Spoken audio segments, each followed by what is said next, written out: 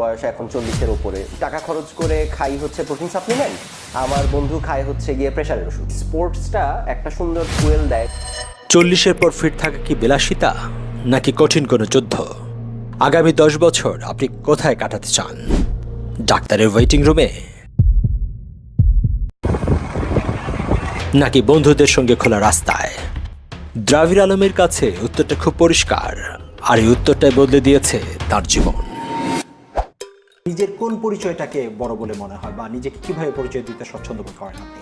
আমি নিজের সম্পর্কে বলি যে আমি সবার আগে আমার ফ্যামিলিকে সময় দিই, আমার ফ্যামিলি আমার প্রায়োরিটি, তারপরে আমি একজন সাইক্লিস্ট, তারপরে আমি একজন এন্টারপ্রেনার।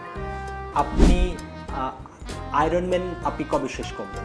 আমি 2023 সালে মালয়েশিয়ার লাঙ্কাউইতে আমার আয়রনম্যান শেষ করি। আপনি নিজেকে অ্যাথলেট হিসেবে নাকি অ্যামেচার একজন স্পোর্টসম্যান হিসেবে কি কোনটা পরিচয় দিতে